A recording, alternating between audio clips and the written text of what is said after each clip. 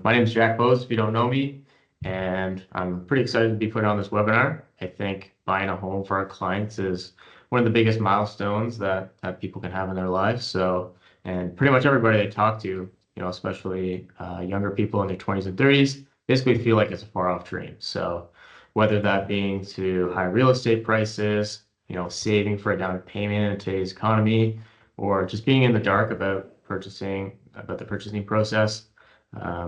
There's a ton of different challenges that people face on the path to homeownership. So basically, I decided to put on this presentation to share a couple unique strategies, basically to help people get into the market sooner than they imagined. So one thing as well is if anybody has any questions, they can type them in the chat. Adam's going to be in here kind of moderating and answering questions as we go.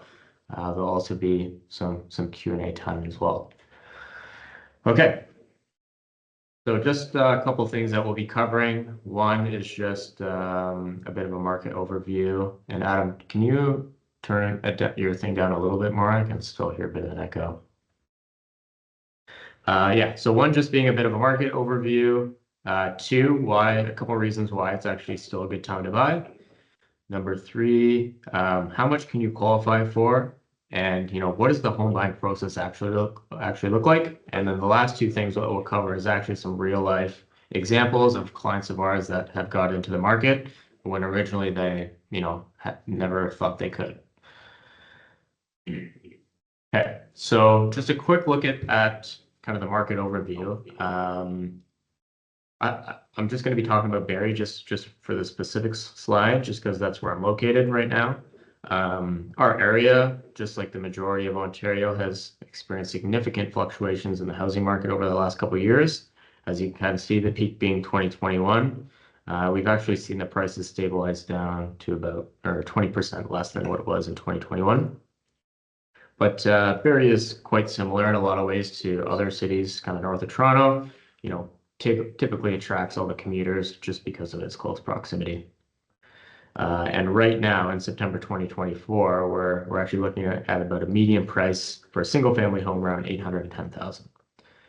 And just another stat, typically selling in about 22 to 30 days on the market, which is considered pretty quick. But for buyers, it kind of means it's a buyer's market compared to previous years, which is actually pretty rare in Canada.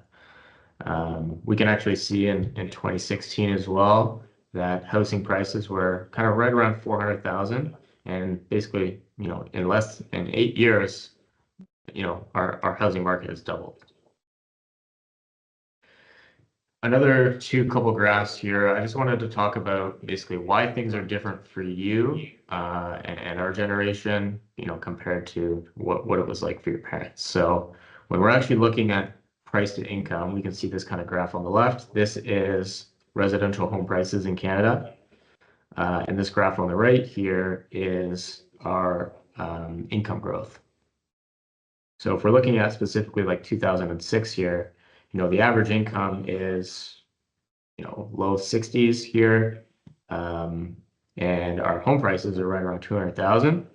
So if we actually calculate the rate of return here, we see that the average annual increase in house prices was around 7.8%, whereas our incomes is about 2.84% growth. So, with this in mind, and across Canada, our price to income ratio is about eight times, meaning that home prices are about 8 times the average household income. I'm just going to mute you, Adam. And in cities like Vancouver and Toronto, it's even higher at 11 to 12 times income. So this even makes it pretty difficult for dual household incomes to afford things.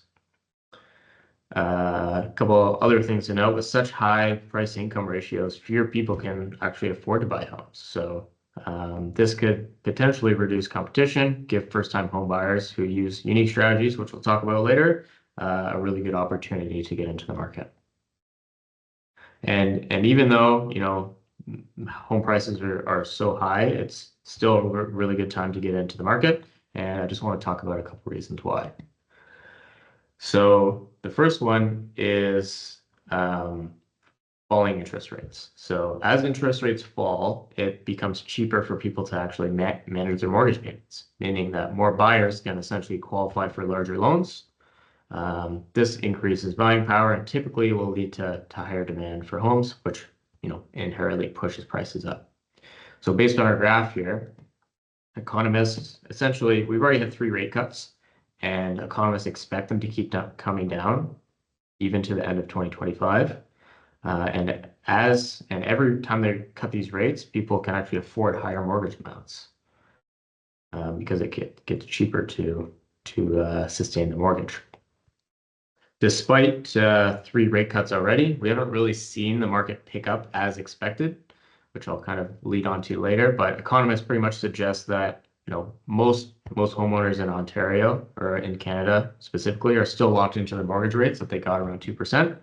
And a large majority will be coming up for renewal. So I'll chat about that a little bit later. So falling interest rates lead to higher qualifications and easier for you to get into a house. Another reason why it's still a good idea to get into the market sooner than later is our supply shortage. So over the past couple of years, we can see this chart on the left showing all of our permanent resident immigration coming in. So last couple of years, we're pushing almost 500,000 immigrants, and that's not even counting all the temporary workers and the international students that we're also taking. And of course, all these types of people, need somewhere to live. This chart here on the right, this blue line essentially shows how many houses are actually being built. So just the contrast between the two, we have 500,000 people coming in per year or more from immigration, and only over 200,000 homes being built. So we just actually can't build quick enough.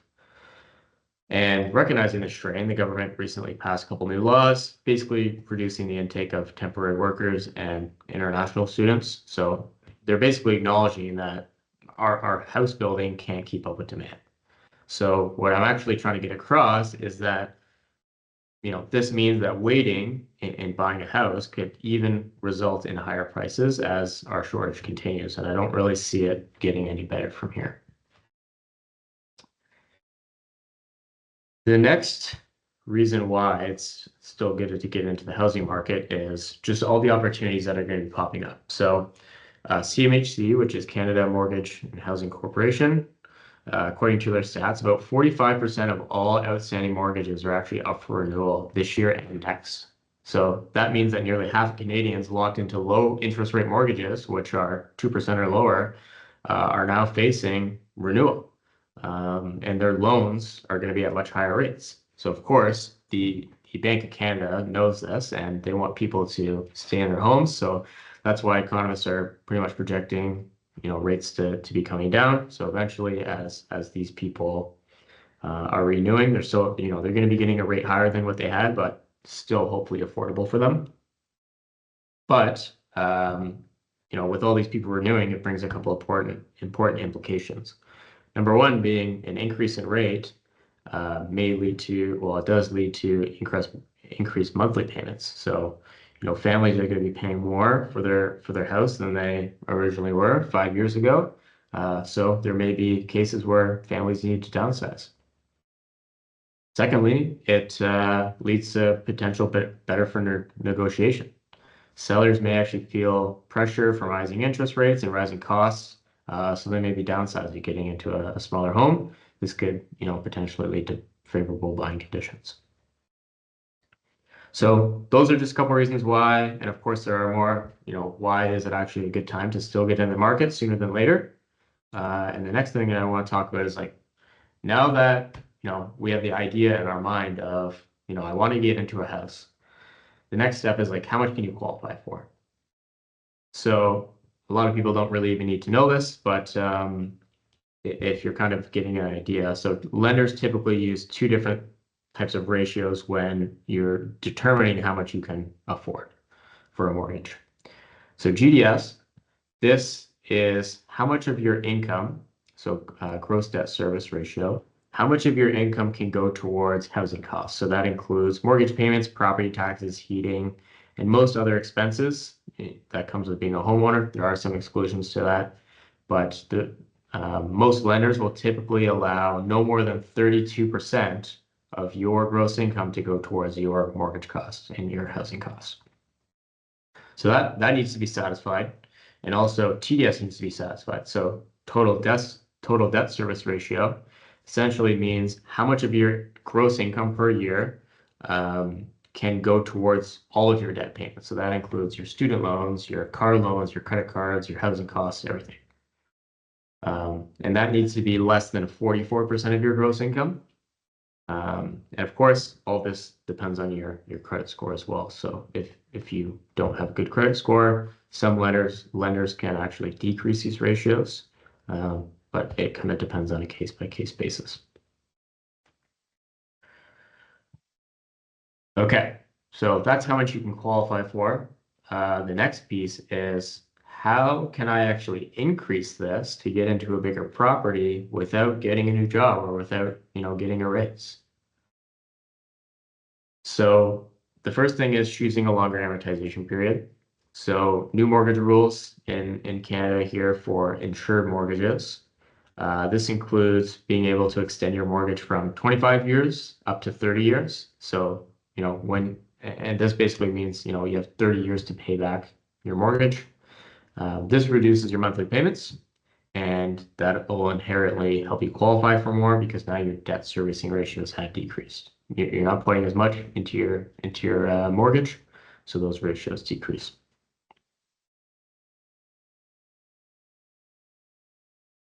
Another way is co-signing or joint purchase. So adding either a co-signer such as your parents, or even applying for a property, with a friend of yours or jointly with somebody else.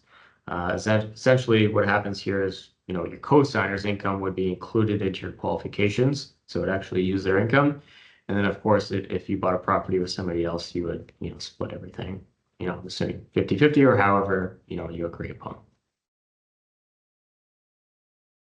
Another way is by having some rental income. So renting part of your house can actually qualify you for more. Rental income from tenants is considered additional income.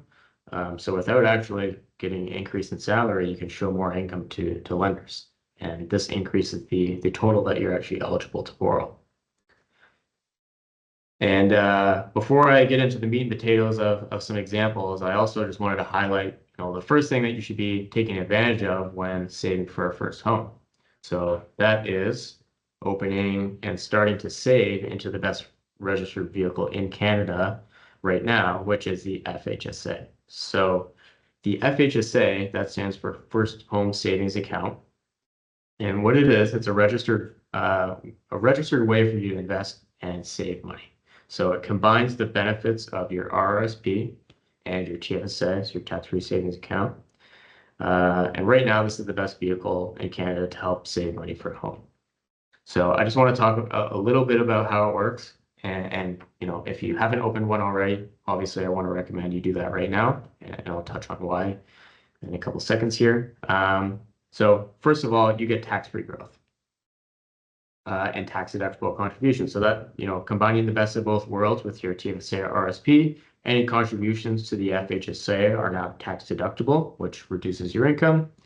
And additionally, investing in it and all the growth is tax-free, assuming that you use it to purchase a home. The annual contribution limits, you can actually contribute up to $8,000 per year with a lifetime maximum of $40,000. Anytime you don't contribute, so any unused contribution room, it actually carries forward to future years. So if for whatever reason you can't max it out the first year, you can always catch up later. Unlike the TFSA, which starts gaining contribution room when you're 18, the FHSA, actually you start gaining contribution room only the year that you open the account up. And the maximum carry forward is actually 2 years. So even if you've had an FHSA for multiple years, let's say 3 or 4 years, you can only ever put in a maximum of 16,000 in that given year, assuming that you've never contributed before. So obviously, if you can contribute the earlier, the better. And another thing to note is that you can actually carry forward your tax deduction indefinitely into future years. So if you're a student, you've been working, in high school, saving up some money, you're going off to school, don't have an income this year, you can actually carry forward all those deductions, and then the year you get out of school or in a year after that, you can write all that income off. So you'll get that tax deduction. You'll usually get, a fairly big size tax refund depending on how much you've contributed, and that would actually increase the amount of down payment that you have available now. Tax-free withdrawals. So withdrawals from this account are tax-free as long as you use it to buy property that you live in. So it can be, a triplex that you live in one unit. It's totally okay as long as you actually live in the unit. It's tax-free withdrawal. Another benefit of this is you can actually use it in combination with your home buyer's plan, which is attached to the RSP. So what the home buyer's plan does is it allows you to withdraw 60,000 up to 60,000 from your RSP tax-free, using it to buy a home. And of course, with the RSP, you do have to pay that back, but it does give you a little bit extra flexibility if you're needing money for a down payment. And then the last thing that you can do with it is if for whatever reason you don't ever use it to purchase a home, all the funds in the FHSA will be transferred right into an RSP or a RIF, depending on where you're at. So still keeping that tax sheltered growth, but will be taxable upon withdrawal.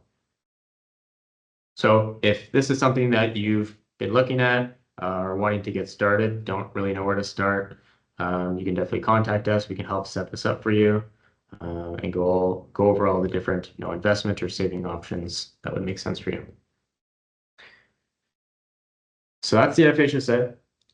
So now that we've just, first of all, decided that we want a home, we found out kind of an idea of what we can qualify for. Now, what does the actual home buying process look like?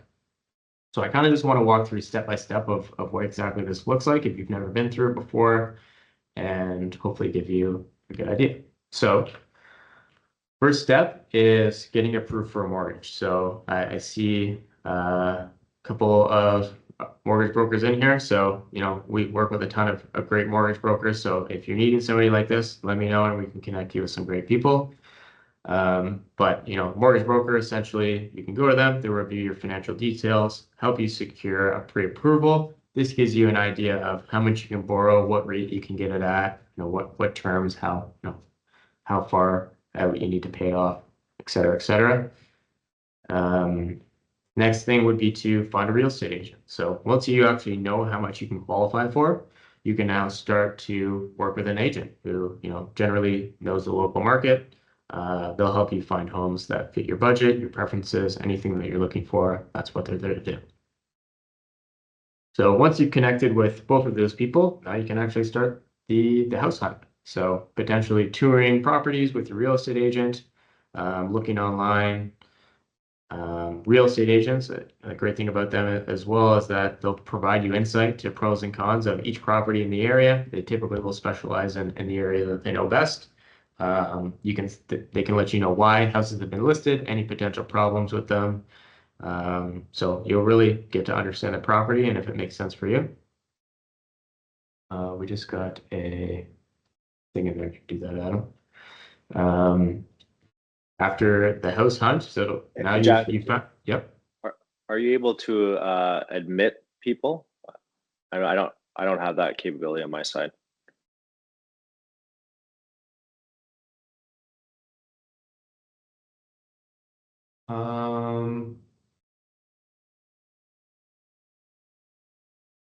I don't see any requests to join. Okay. So you might have to actually request to join. Yeah. I'll keep an eye on it. Sorry. Keep going. All right. So you found a house that you love. Now we want to make an offer. So this is where your real estate agent comes in again. They're going to help you craft a very competitive offer. They'll negotiate on your behalf, and they will also help add options for conditions such as passing a home inspection, passing your financing, et cetera, et cetera. So once that has been completed, now you can actually look at getting the home inspection. So after your offer is accepted, typically you'll hire, a home inspector. They'll check the property, make sure there's no issues that need repair. And if there's anything big that pops up, then conditions on the house could possibly change. While you're getting your home inspection and right after the offer is accepted, it's usually a good idea to finalize the mortgage with your lender. So going back to your mortgage broker, basically making sure that everything is good to go, and getting ready for the purchase.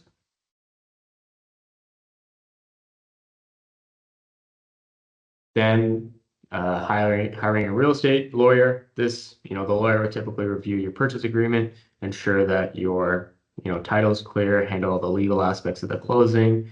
And usually your mortgage broker or real estate agent will use a lawyer that they have. And then the last thing for you to do is just close the deal and move in. So, closing day, typically you'll meet with the lawyer to sign the final paperwork, transfer funds, and then, officially get the keys and take possession of your new house.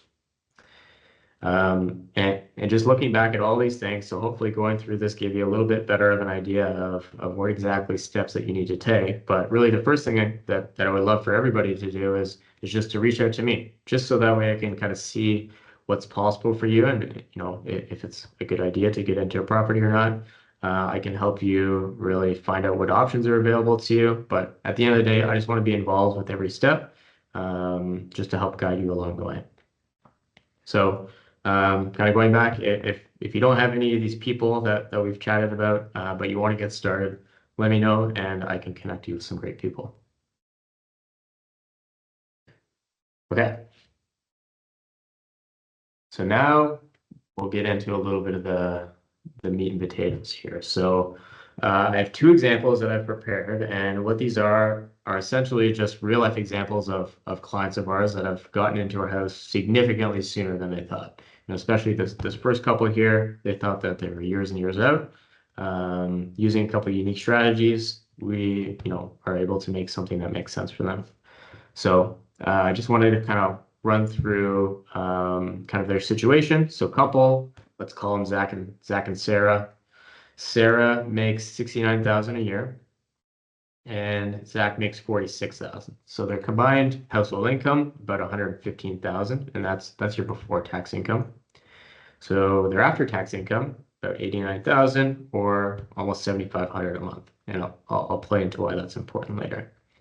So the situation with them was their parents actually got an inheritance. So they received an inheritance, doesn't really matter where from, and they've actually gifted Sarah and Zach $150,000 to use for a down payment. And I just want to make this clear, that you're actually not allowed to leverage or borrow for a down payment. So any assistance that your parents want to give you, we have to make sure that that is a gift. And we can find a way to gift it back to them, basically to create a win-win scenario. Another option is if these parents didn't actually get an inheritance, we can also structure a gift by using potentially like a home equity line of credit.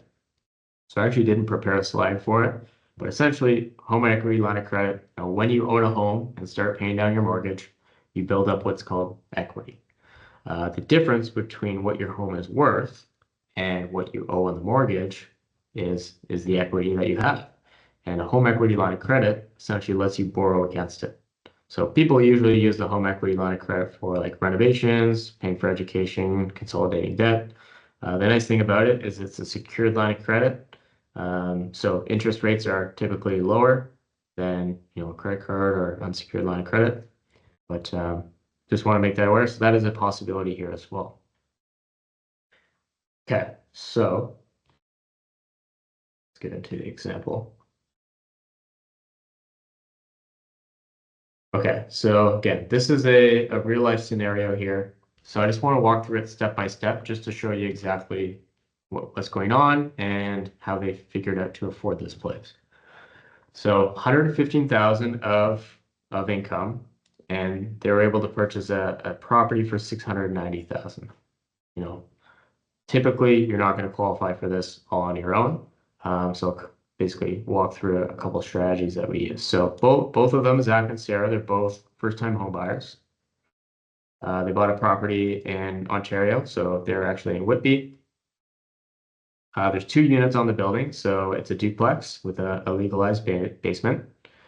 They took their parents' 150,000 that their parents gifted to them and used that for the down payment. So this couple actually has, used zero of their own savings for this property. The basement apartment, they're able to get 1,900 per month, plus they split utilities. So these utilities are actually split in half. So 1,900 plus utilities, which this 22,800, this essentially adds to their qualifications. So this adds right to their income. So they're able to qualify for a higher amount.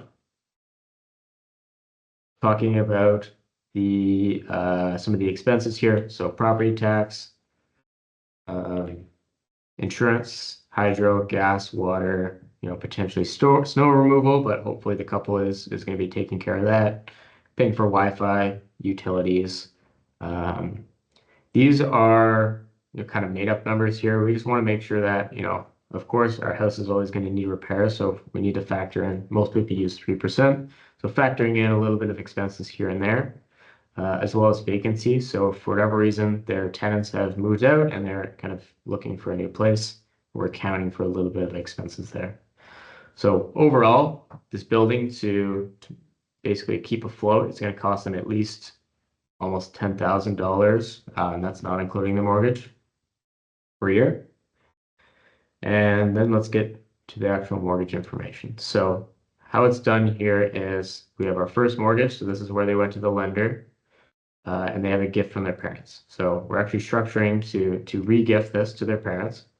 But with their income of 115 plus their rental income, they're able to qualify for 552. Amortizing over 30 years. And they were able to get about 5.09. This was, can't remember, a few months ago. So rates have actually come down a little bit, but this is the scenario that they actually ran at the time. Gift from parents, they're going to be paying back their parents interest and principal, so over 30 years. And overall, including what they're going to be re-gifting back to their parents, about $4,000 a year for mortgage. So on to net operating income. So this is essentially any rent that they make, rent and utilities that they collect from their tenants, subtract all of the expenses. So, they're profiting about $1,000 there. And then cash flow is essentially mortgage and expenses and the rental income. So this includes everything. This is at the end of the day, their tenant pays, they pay all the expenses. What are they actually paying out of pocket? Which is about $2,900 a year, which, is a lot better than the, if you take this rental income out, now they're paying $4,700 a year, which for them is just not possible. So 2,900 a year, we can see kind of some return on investment here. So after the first year, they're actually saving 9,500 in mortgage pay down. So this is the equity that they've now built up in their house. We're assuming appreciation over the since 2006, at the start of the presentation, there's been a 7.8% increase. So keeping it conservative may not happen this year, but in future years, you'll see some appreciation there. And then our 5 years. So with zero, they put none of their own money down. And now they have 50,000 of mortgage pay down and 110 of appreciation. Again, assuming that 3%. So this was a scenario where, the couple really thought they had no chance to get into the house. Oh, there we go. Got that one. But with the duplex, they're able to get it. So next thing. So how do we know that this is the right decision for us? So I just want to talk about if this couple was going to rent versus if they were going to buy. So their current rent before they got this place, they were paying $2,000 a month for this. So let's assume that we're keeping the mortgage at around 2,900. Let's say they're spending 2,000 a month on rent, and now they're saving that additional 900 that they're not spending on the mortgage. So if we actually save that over the next 5 years and assume that we're making a rate of return on this, so I just put 7% annually, you're actually going to see about 66,000 is what they're going to have saved up. So you might be saying that's pretty good. Versus if you buy, we're actually paying our mortgage now at that 2,900.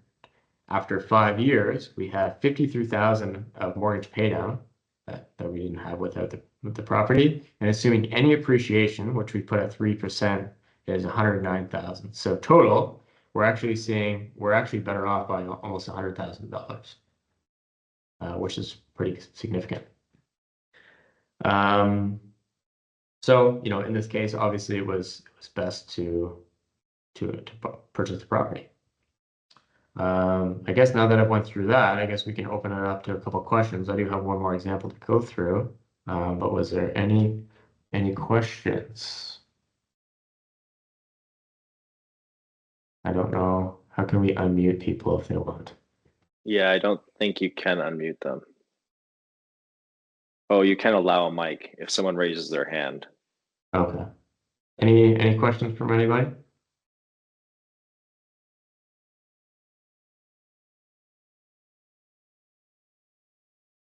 Nothing? Okay. Keep going.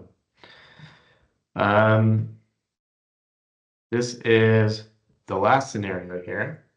So example 2, a little bit different. Now we're dealing with a single. So now they only have a single income, and let's call him Daniel. Daniel's making 75,000 a year. We can really make the numbers work with anything, but just for the sake of the example, we just said 75,000.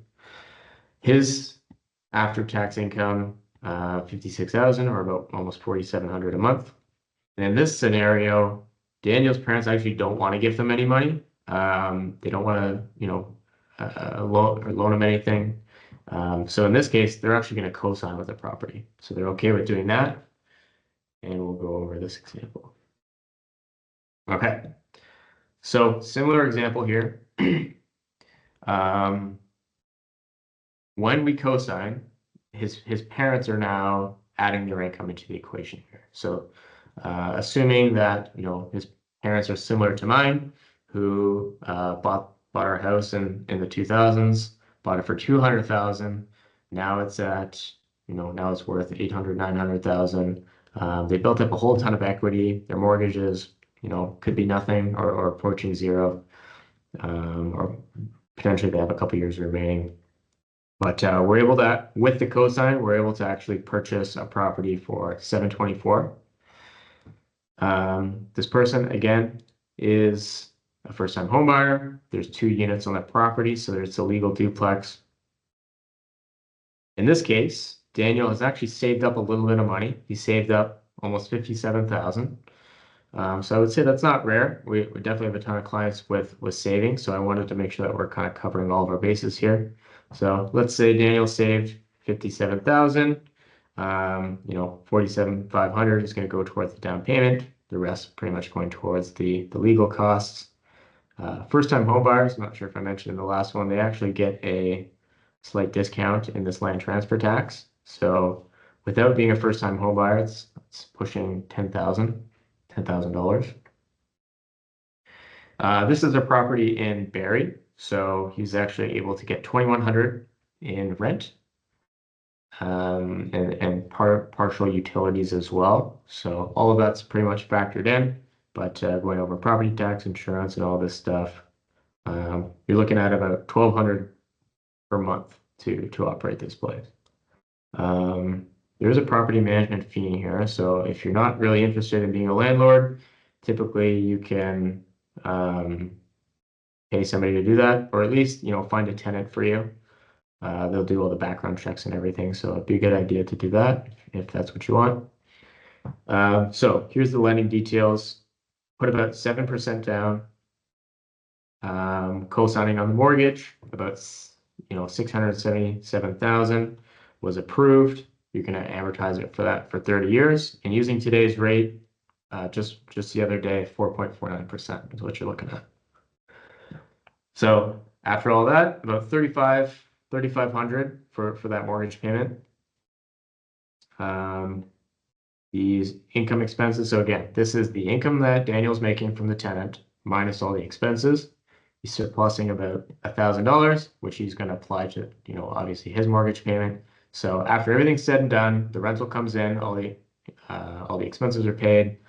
Looking at about 2450, let's call it, for cash flow. So if we go back to Daniel's scenario, he has about 4,600, 4,700 of after-tax income. So that's probably pretty high for Daniel. So in this case, another good option is to actually, rent out your basement, but also potentially have, a friend move in, girlfriend, something like that, where you're making a little bit extra income. So if you wanted to split that, now you bring in another roommate, and now your mortgage payment's down to $1,200. So, we basically, went from Daniel saving up just about 50,000, getting into a property worth 700,000, and he's only paying potentially like $1,200 a month. Just a little bit, again, making sure that this is a good decision. Do I rent and save the amount, or do I buy? Okay, after a year, you're seeing about 11,000 of mortgage pay down. This is higher just because the purchase price of the last one was lower. And again, you're seeing appreciation. 5-year return on investment. Again, same story, getting the mortgage pay down and the appreciation as well.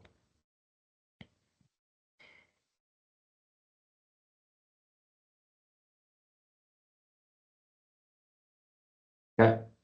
And I guess the last thing that I really want to focus on is, when we're talking about a client like Daniel, he's making a really good income. 75,000 is very good, but 725,000 seems like a lot for him.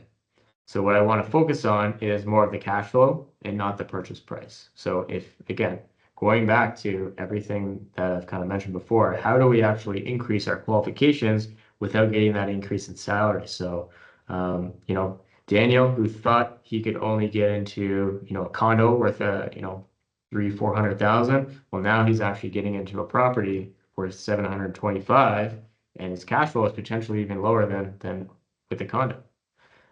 So what I mean by all of that is I just really want to focus on the cash flow that you feel comfortable using when you're looking for a property. And that way we can actually, find a property that would suit you and satisfy, what you can afford. That's pretty much it. I think, yeah, if you have any additional questions, you can reach out to us and we can go over into more detail on your situation. Sure. Great. Well, again, I want to thank everybody for coming. And I know a lot of people wanted to come, so we'll send it out for anyone who missed it or came late.